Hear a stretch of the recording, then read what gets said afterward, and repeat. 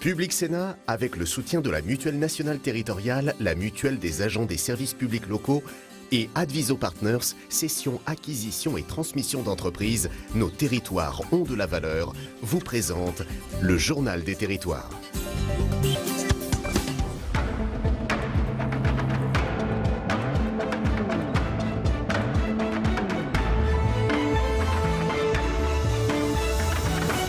Bonjour à tous et bienvenue en ce lundi avec la presse quotidienne régionale, les télévisions locales de France, les Indes radios, 130 radios qui sont nos partenaires et avec TV5 Monde.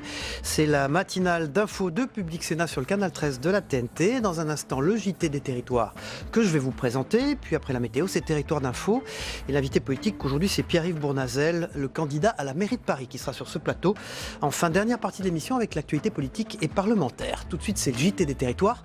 On s'y retrouve dans un tout petit instant. Nous ouvrons ce journal par ces images malheureuses de violence qui ont émaillé les manifestations des Gilets jaunes ce week-end. À Paris, des dégâts considérables sur les Champs-Élysées. Des violences également à déplorer dans les rues de Bordeaux et de Toulouse. Nous y reviendrons bien entendu tout au long de cette matinale d'infos tout à l'heure avec nos invités. Autre motif d'inquiétude, le Royaume-Uni sortira-t-il de l'Union européenne et quand? Les parlementaires britanniques n'arrivent pas à se mettre d'accord. En attendant, les inquiétudes grandissent. En station de ski française, dans les deux pays de Savoie, les ressortissants britanniques sont nombreux et certains ont un réel poids dans l'économie locale. C'est ce que vous allez voir. Victoria Lopez pour 8 Mont-Blanc s'est rendue du côté de Montrion, dans les Portes du Soleil. Regardez son reportage. Mike Byers est un chef d'entreprise inquiet. Son tour opérateur, Family Ski Company, propose aux familles britanniques des séjours tout compris à destination des Alpes. Pour accueillir cette clientèle, l'entreprise a investi dans différentes stations. Dans les Trois-Vallées ou encore près de La Plagne et à Ardan sur la commune de Montrion en Haute-Savoie, Family Ski a acheté et rénové des chalets constituant de véritables petits villages vacances. Mike Byers emploie ainsi près de 90 salariés britanniques. Il y a une chose en Europe qui s'appelle EU Posted Workers Directive.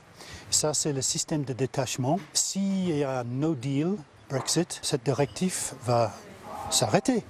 Et puis après ça, on s'inquiète beaucoup parce que le régime de travail, est-ce que c'est permis de travail avec contrat français ou un accord particulier entre le gouvernement pour les TO, tout le tourisme. Alors que l'Europe et les Britanniques ne semblent pas tomber d'accord sur les conditions du Brexit, l'entrepreneur anglais s'interroge sur l'avenir de son activité. Le problème est que je ne sais pas quel prix à faire pour l'année prochaine.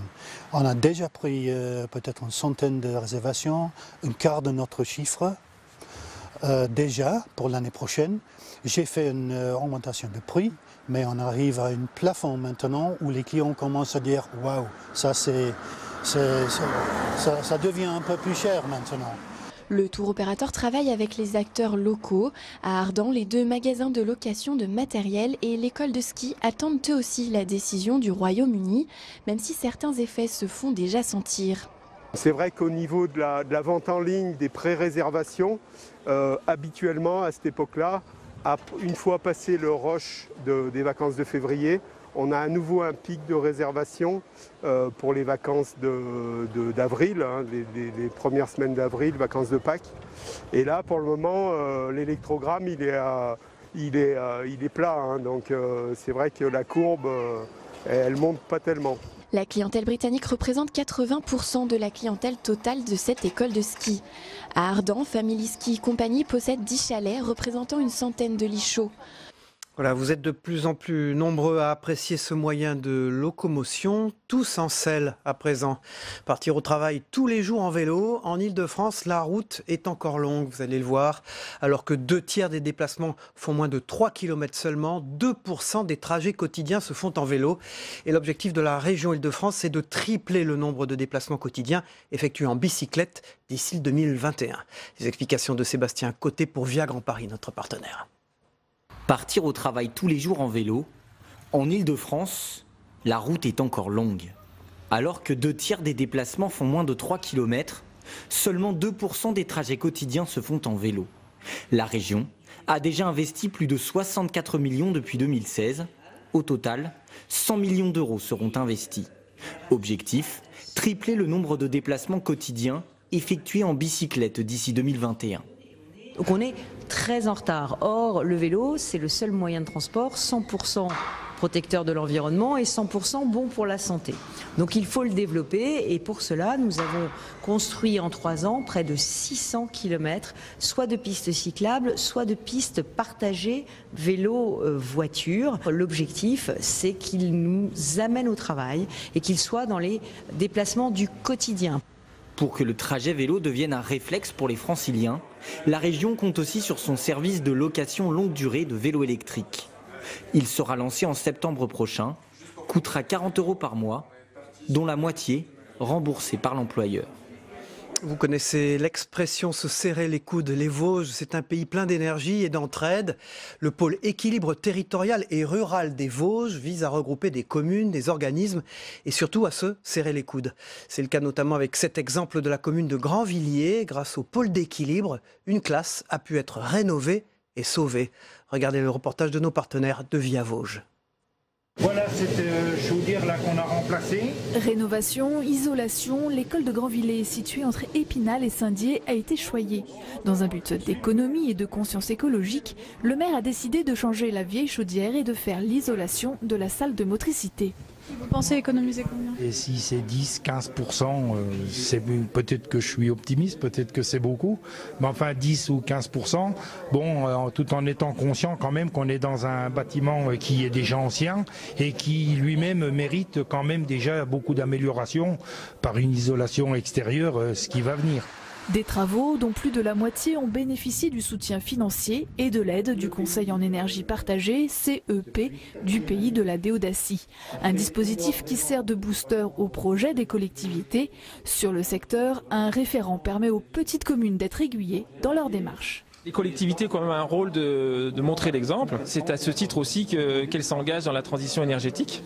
Et le rôle du Conseil en énergie partagée, c'est de les accompagner justement dans cette démarche. Donc sachant que la première étape étant déjà de faire un bilan sur leur consommation, sur leurs dépenses, et voir avec elles quels peuvent être les axes d'amélioration. Soutenir 27 projets sur le territoire. En 2018, 1 million d'aides a été alloué par le PETR, pôle d'équilibre territorial et rural des Vosges, anciennement pays de la Déodacie. Une quarantaine de communes ont ainsi isolé leurs bâtiments, renouvelé l'éclairage public ou remplacé des chaudières vétustes. C'est un effort sur la mobilité en aidant à l'acquisition de flottes électriques pour les collectivités. Cette fois, on va passer à l'installation de bornes de rechargement qui font défaut sur le territoire. On développe aussi les déclinaisons des trames vertes et bleues, donc la sauvegarde de la biodiversité. Le poste de conseiller en énergie partagée permet de favoriser la transition écologique de 10 communes par an. 3 dossiers peuvent encore être déposés cette année. Voilà, numérique quand tu nous tiens. En Bretagne, un maire est connecté avec ses citoyens. Le grand débat a pris fin officiellement il y a quelques jours pour laisser place à des débats régionaux, vous le savez. Et le maire de Plouha, dans les Côtes d'Armor, propose, lui, une application à ses administrés pour débattre tout au long de l'année. Elle est baptisée Maire et Citoyen et c'est une start-up niçoise qui l'a créée. Mathilde Kemener pour TBO vous fait découvrir ce nouveau réseau social. En seulement 15 jours, une centaine de Plouhatins ont créé leur compte sur Maires et Citoyens. C'est une application gratuite lancée par le maire de Plouha. Les habitants peuvent directement l'interpeller, consulter l'actualité ou débattre d'un projet sur la commune. Pourquoi j'ai fait la démarche? Parce qu'il y avait une communication à faire avec la mairie, direct, avec Internet. Et je vais jeter un œil pour savoir les nouvelles, tout ce qui se fait, qui va se faire, les prévisions et tout. Je vais m'inscrire parce que je trouve ça très intéressant, oui, de pouvoir formuler ce que l'on a envie directement pendant qu'on y pense. Parce que c'est vrai que quelquefois on ne voit pas le maire quand on pense à quelque chose. Une initiative qui naît pendant le grand débat national, mais qui était en cours d'élaboration par la mairie depuis 2 ans. C'est vraiment le hasard. Aujourd'hui, il y a un grand nombre d'élus qui quittent Facebook. Il y en a marre de se faire insulter pour tout et n'importe quoi. Voilà. Donc là, l'avantage, par contre, on répond à des gens dont on connaît le nom. Voilà, c'est vraiment concret, quoi. Pour pouvoir faire des sondages, faire un certain nombre de choses, il faut penser qu'à Ploua, on a 50% des habitants qui ont plus de 60 ans. Alors c'est vrai que c'est ce genre de réseau social, un peu comme Facebook, qui correspond bien à des gens de mon âge. 3 à 4 fois par jour, le maire se connecte pour valider les nouveaux inscrits et répondre aux messages. Il est pour l'instant le seul en Bretagne à avoir mis en place l'application Maires et Citoyens. Voilà, on continue ce JT des territoires. Évidemment, on va parler des manifestations violentes qui ont eu lieu ce week-end à Paris. Dans un instant, dans le Club de la Presse, avec Jean-Louis Picot et Luc Laventure. Tout de suite, c'est les unes de la presse quotidienne régionale. Dans un instant, à tout de suite.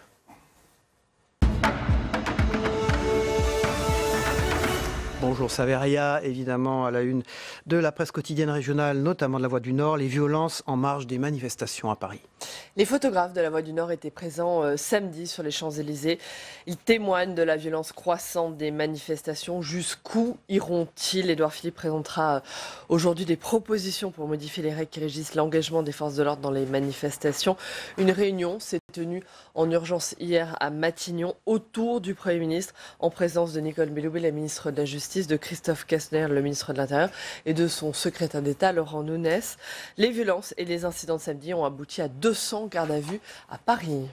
Voilà, l'une de l'Indépendant, c'est l'ascension des églises évangéliques, mais en grande photo de une, c'est un an après les attaques terroristes à Carcassonne et à Trèbes, Saveria. Un an après l'horreur, la région se souvient. Le 23 mars 2018, Radouane Lagdim sème la terreur à Carcassonne et à Trèbes. 4 personnes sont tuées dans cet attentat revendiqué par l'État islamique. Le traumatisme est toujours présent, la douleur insupportable. Éric Ménassi s'en souvient. Le maire de Trèbes s'exprime sur le processus de reconstruction après l'attentat. Et puis la marée noire à la une de Presse Océan, le spectre de la marée noire, ça veut dire. En Loire-Atlantique, le naufrage du Grande America ravive le souvenir de la catastrophe de l'Erika en 1999. Certaines villes ont déjà pris des mesures préventives. Des navires de la Marine nationale installent des barrages autour de la nappe d'hydrocarbures. Le Grande America, parti de Hambourg pour Casablanca, a coulé mardi à 330 km à l'ouest de La Rochelle, avec à son bord 365 containers, 45 répertoriés comme contenant des matières dangereuses, 2000 véhicules et 2200 tonnes de fioul lourd dans ses soutes. Voilà une des dernières nouvelles d'Alsace, les DNA comme on les appelle, les hôpitaux de proximité font débat. Le gouvernement veut créer 500 établissements sans chirurgie ni maternité. Santé au rabais, au retour à une offre de soins dans les régions désertées par des médecins. Les élus locaux craignent une réforme au rabais. Les députés entament aujourd'hui l'examen du projet de loi qui réforme l'organisation du système de santé. Les débats s'annoncent tendu. Le projet de loi habilite le gouvernement à réviser la carte hospitalière par ordonnance. Il s'agira donc de labelliser entre 500 et 600 hôpitaux de proximité, recentrés sur la médecine générale, la gériatrie et la réadaptation, mais sans chirurgie ni maternité donc. Merci Saveria. On vous retrouve évidemment en troisième partie de l'émission pour l'actualité parlementaire. Tout de suite, c'est le Club de la Presse dans un instant. Luc Laventure, Jean-Louis Picot. À tout de suite. Jean-Louis Picot, bonjour, merci d'être là. Vous dirigez ces pages supplément éco du Parisien et merci d'être avec nous. On va parler de l'ère des robots dans un instant avec vous. Et puis Luc Laventure, bonjour. Bonjour. Vous dirigez Outre-mer 360, une télévision et un site internet consacré aux Outre-mer. Vous le dites toujours et vous avez raison, il y en a beaucoup, plusieurs et beaucoup même d'ailleurs. Je retiens cette une de la Voix du Nord. Jusqu'où iront-ils avec les photographes de la Voix du Nord qui étaient présents sur les Champs-Élysées, Jean-Louis Picot, ce week-end? C'est une bonne question. Jusqu'où iront-ils? Quand on voit cette photo et quand on voit ces images de ce week-end, on peut se poser la question. Oui, et puis avec quelles conséquences? Parce que au-delà de ce qui concerne le mouvement des Gilets jaunes qui est décrédibilisé par ce qui s'est passé, sachant que ce sont des casseurs, je pense, en marge du mouvement des Gilets jaunes, qui sont en très grande partie responsables de ce qui s'est passé. Il y a eu des risques de mort. Il y a eu un incendie qui a démarré dans une banque avec des logements au-dessus. Et la question que je me pose ce matin, c'est si le pire était arrivé, c'est-à-dire des femmes, des mères avec leurs enfants étaient décédées ce week-end. Qu'est-ce qu'on se poserait comme question ce matin? Il y aura une culpabilité énorme, y compris de la part de l'État, qui a reconnu des défaillances par rapport à la réponse qui a été apportée ou à la non-réponse justement face aux événements de C'est Matignon qui admet des dysfonctionnements après les violences à Paris, c'est le terme. Et il va y avoir des réunions, il y en a déjà eu, il y en a encore demain avec Castaner, le Premier ministre, Emmanuel Macron, qui lui-même a dit on n'y est pas. En l'occurrence, lui, il n'y était pas, effectivement, il était au ski. Donc, alors voilà, c'est un peu une boutade, mais c'est vrai que en termes d'image, c'est catastrophique. On les voit pendant que vous parlez de ces images, les manifestations notamment le Fouquet's, de samedi, et un président de la République qui, alors il a le droit de partir de temps en temps en week-end, bien sûr, mais là, c'est vrai que c'est assez malvenu en termes d'image. Il y a un côté improvisation, un côté on réagit toujours après coup, alors que ça fait quand même maintenant plusieurs mois que tout cela se prolonge. Et encore une fois, que le mouvement des Gilets jaunes, il y a eu certaines réponses insuffisantes selon ces leaders qui ont été apportés, mais il y a quand même des choses qui se passent. Emmanuel Macron voyait son image qui, à nouveau, remontait dans les sondages.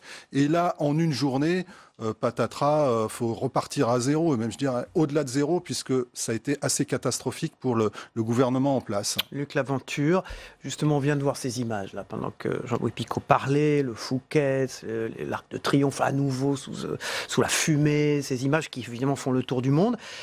Moi, j'ai envie de vous demander, vous êtes un spécialiste de ces territoires-là, comment c'est perçu dans les départements français, d'Amérique, de l'océan Indien, des Caraïbes comment, regardez ces images, comment nos compatriotes outre-mer perçoivent ces violences et le fait qu'elles ne soient pas, on va dire, réprimées comme il le faut, non? C'est ça? Je ne suis pas sûr que le terme de réprimer comme il le faut soit, pardon Cyril, soit très juste.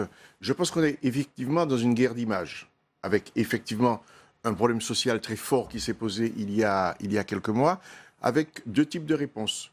Une riposte policière et puis également un travail de fond qui a été fait, notamment avec le grand débat. Mais est-ce qu'on la sent, cette réponse judiciaire? Est-ce que les gens...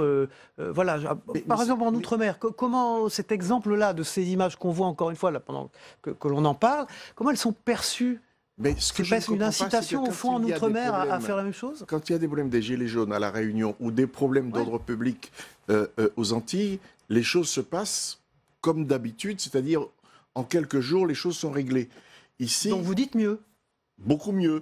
Et comment ça se fait que 18 semaines, et tu le disais il y a un instant, pendant 18 semaines, tout le monde se cherche, se tâte. On a l'impression effectivement que du côté, ou plutôt des deux côtés, il y a une guerre d'image, une guerre de positionnement en termes d'image. Christophe Castaner, Bruno Le Maire sont convoqués demain au Sénat. Et que le Sénat reprend son rôle de... Oui, c'est la commission des lois qui veut les auditionner, Philippe Bas et Sophie Primas, tous les deux LR d'ailleurs. C'est quoi? C'est l'opposition qui active le Sénat pour mettre la pression sur le gouvernement? C'est quoi? Je ne pense pas. Je pense que effectivement, comme le bicamérisme était mis en difficulté, on montre qu'il y a une espèce d'équilibre des forces à retrouver et qu'effectivement, il faut sortir de cette impasse, de ce qui apparaît pour l'instant comme une impasse, pour trouver véritablement une sortie politique à cette affaire. Alors évidemment, derrière tout ça, il y a l'économie. Donc on va parler avec vous, Jean-Louis Picot, évidemment de votre supplément éco dans le Parisien aujourd'hui. Bienvenue dans l'usine du futur, il s'agit des robots, mais j'ai envie de vous dire, est-ce que par exemple on peut imaginer un monde demain, puisqu'on parle de robots, où la prise en charge de la défense de lieux publics soit assumée par des robots presque, pour éviter qu'il y ait des dégâts humains presque. Quand on voit les images qu'on a vues de violence, on n'y est pas, mais c'est un monde futur qui peut arriver ou pas? Ça, vous me faites un peu peur là en laissant... Mais déjà, on est déjà avec des Robocop. Il y a déjà des Robocop, oui, c'est vrai que parfois la façon dont les policiers sont équipés, ça peut faire penser à des robots.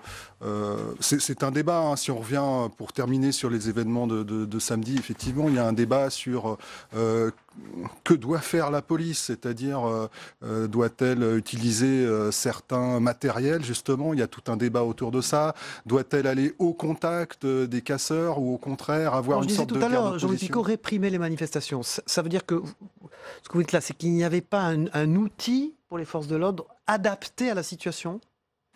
Je ne sais pas. Ce qui a été dit, c'est qu'il y avait des effectifs, dont certains d'ailleurs n'ont pas été utilisés, ou en tout cas pas de façon suffisamment efficace. C'est pas moi qui le dis, ça a été dit officiellement par des syndicats de police. Depuis hier.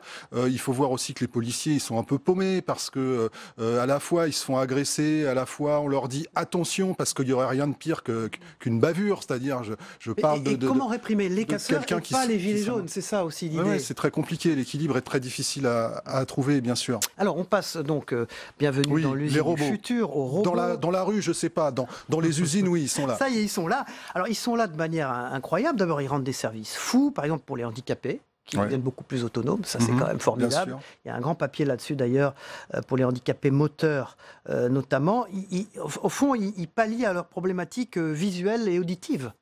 Oui, c'est une application à wheelchair qui a été créée pour... c'est un peu, on a appelé ça, entre guillemets, le guide du routard du handicap, parce qu'on sait que... Alors, on parle souvent des transports pour les handicapés qui ne sont pas toujours adaptés, mais il y a bien sûr tous les autres lieux publics ou privés, qu'on ait envie d'aller au cinéma, qu'on ait envie d'aller faire des courses, enfin de vivre tout simplement. À wheelchair, ça Et donc, cette application donne justement les endroits où l'accès est facilité pour les handicapés. Donc ça, c'est formidable parce que ça concentre tout un tas de services qui existent les uns à côté des autres, mais ce qui manque peut-être parfois, c'est une vision transversale pour justement permettre d'aller à un lieu, à un autre. Et là, cette application remplit cette mission-là. C'est très pratique, très utile. Alors, il y a quelque chose qui va faire plaisir, sans doute à beaucoup de Parisiens d'ailleurs, mais pas seulement, à ceux qui habitent les villes aussi, c'est ce vélo électrique qui passe la vitesse supérieure. On a vu un sujet dans le journal télévisé tout à l'heure des territoires sur l'appétit qu'ont les gens pour le vélo, évidemment, et la volonté des pouvoirs publics de développer des villes accessibles en vélo. C'est le cas de l'Île-de-France, toutes les villes d'Île-de-France. Là, vous avez trouvé alors un vélo qui est extraordinaire. J'ai vu en gros, il s'adapte à tout, grâce au robot. Oui, enfin, ce sont des vélos donc électriques, nouveau marché depuis quelques années qui est en train d'exploser, puisque là on donne des chiffres, mais qui datent déjà d'il y a quelques mois, mais qui donnent un marché à plus 90%, ce qui est monumental. Et je pense que ça a encore augmenté à l'heure où on parle. Donc le vélo électrique équipé donc d'une batterie rechargeable, il permet effectivement à des Parisiens, au-delà de l'aspect loisir, des Parisiens actifs d'aller d'un lieu à un autre sans pour autant transpirer, etc. Parce qu'il y a quand même ce problème-là quand vous travaillez. Là, vous laissez porter ou alors vous adaptez le rythme justement de pédalage à l'effort que vous voulez fournir. À la campagne, ça permet de couvrir des distances plus importantes sans être aussi fatigué qu'un coureur du Tour de France. Donc voilà, il y a plein d'aspects pratiques.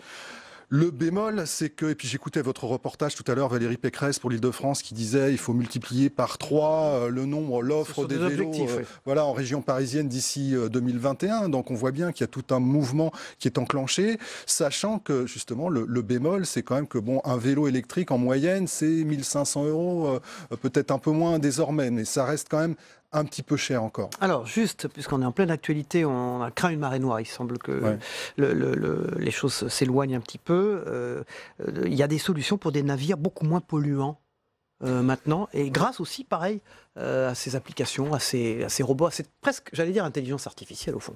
Oui, et puis changement de carburant aussi. Il y a des possibilités maintenant innovantes pour faire, on parlait de vélo électrique, mais il y a aussi des choses qui existent pour des plus gros formats, type justement navires industriels. Donc c'est en train d'être mis en place tout doucement pour là aussi aller vers des choses beaucoup plus propres qu'aujourd'hui et éviter les actualités telles qu'on en a connues encore ces derniers jours. Bienvenue dans l'usine du futur, c'est le supplément éco du Parisien. Je reviens toujours là-dessus, l'usine du futur. Bien sûr que les robots, ça supprime des emplois, mais ça en crée d'autres à valeur ajoutée. Ça passe par de la formation étant le grand défi qui nous attend. On a déjà raté quelques rendez-vous, mais là, avec le numérique, je crois qu'il y a des rendez-vous qu'il ne faut absolument pas rater. Jean-Louis Picot, bien sûr, vous restez avec nous pour la deuxième partie de l'émission. On reviendra sur ces violentes manifestations à Paris dans la deuxième partie de l'émission, après notre invité politique Pierre-Yves Bournazel. On termine avec vous, Luc Laventure. Annick Girardin, à La Réunion, la ministre des Outre-mer fait le point sur les mesures annoncées lors de la crise des Gilets jaunes. En une minute, alors qu'est-ce qu'elle a dit ? Elle a surtout fait de la pédagogie. Elle est arrivée hier pas de comité d'accueil bruyant, mais elle a pendant plus d'1 heure, près de 2 heures, donné une conférence de presse dans laquelle elle a annoncé un certain nombre de choses qui avaient déjà été réalisées et surtout ce qui va être réalisé dans les semaines, voire dans les mois à venir, sur 2 choses. D'abord le pouvoir d'achat, elle a listé un certain nombre de mesures qui ont été prises, et puis sur le pouvoir d'achat, c'est-à-dire que faire en sorte que toutes les questions d'emploi aidé, toutes les aides particulières qui avaient été demandées, bien, cette liste de courses est de plus en plus cochée de façon extrêmement positive. Je voudrais, en dehors de ce qu'a dit Madame Girardin, revenir sur quelque chose qui est important sur le plan de l'actualité ici à Paris, la foire de Paris. La foire de Paris sur les livres. Il ne faut pas oublier la place des Outre-mer dans la littérature francophone, une 50aine d'éditeurs, une 50aine d'auteurs qui sont sur la foire de Paris, une initiative également du ministère des Outre-mer. Très bien, alors on regarde ce papier dans Outre-mer 360 sur ce qui se passe à La Réunion, la ministre des Outre-mer qui fait le point des mesures annoncées lors de la crise des Gilets jaunes, et puis on vous retrouve évidemment en deuxième partie de l'aventure avec Jean-Louis Picot. On va regarder ensemble la météo des territoires de Gilles Mourou, avec inclus dedans évidemment la météo des départements français d'Amérique, de l'océan Indien, du Pacifique et des Caraïbes. Je sais que vous l'appréciez. À tout de suite, on se retrouve après. La météo des territoires vous est présentée par la filière CRC, engagée pour le bon, dans l'assiette et dans les champs.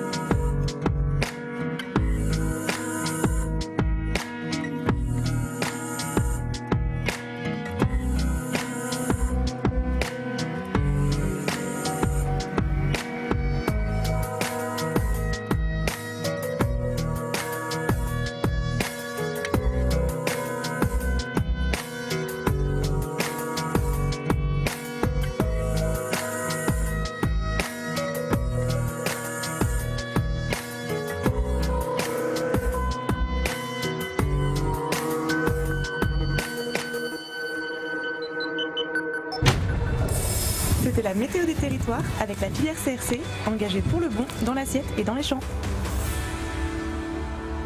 Voilà, dans quelques minutes, c'est Pierre-Yves Bournazel qui est candidat à la mairie de Paris, député de Paris, qui sera notre invité politique en direct sur ce plateau. Pour l'instant, nous allons... Cyril. Pardon, vite. Est-ce que je peux dire bonne fête, Cyril?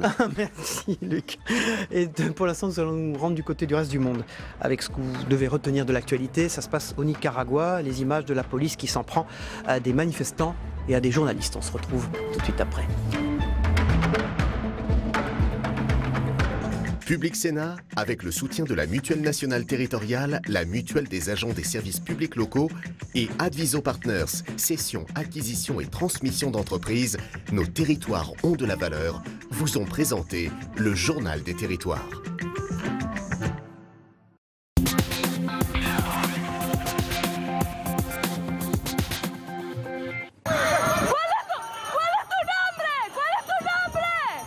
Cette jeune femme a beau crier sa rage, ses 2 camarades seront bien embarqués de force par la police anti-émeute. Une arrestation musclée, symbole de la répression par le pouvoir de toute forme d'opposition. Ces quelques journalistes accompagnés de dizaines d'opposants venus se rassembler devant ce centre commercial ne semblaient pourtant pas représenter une menace existentielle pour le pouvoir de Daniel Ortega. Leur faute ? Réclamer la libération des quelques 600 prisonniers politiques du pays. Il est perché à plus de 800 mètres d'altitude et se trouve à une centaine de kilomètres seulement de Rome et du Vatican. Le monastère de Trisulti a 800 ans. Il est l'un des plus beaux de la région, mais c'est un gouffre financier. La ruine le menaçait jusqu'à ce que cet homme s'y intéresse et remporte l'appel d'offres lancé par l'ancien ministre italien de la Culture. Mais sauver le site n'est pas le principal objectif de cet Anglais, ex-attaché parlementaire européen et fondateur de l'Institut pour la dignité humaine. Un cercle de réflexion catholique ultra-conservateur créé pour défendre les racines judéo-chrétiennes de l'Occident et parrainé par Steve Bannon en personne, l'ex-stratège de Donald Trump, connu pour ses idées d'extrême droite et sa complaisance à l'égard des suprémacistes blancs américains. Y a-t-il quelque chose de pourri dans l'Ivy League, cette association qui regroupe les plus grandes universités américaines? Corruption, piston, droit d'inscription exorbitant. L'inculpation de 2 actrices dans une affaire de pot de vin pour obtenir des places pour leurs enfants relance le débat sur le caractère de plus en plus inégalitaire de l'accès à l'enseignement supérieur. Les étudiants des plus grandes universités qui ont miraculeusement réussi à contourner la force des réseaux et des passe-droits sont ensuite confrontés au poids de l'argent. Ici, la première année de droit à Harvard coûte quelques 64 000 $. Les droits pour une licence dépassent les quelques 200 000 $. Selon Standard & Poor's, 40 millions d'étudiants américains sont endettés et 8 millions d'entre eux risquent d'être en défaut de paiement. La dette étudiante dépasse aujourd'hui les 1 500 milliards de dollars.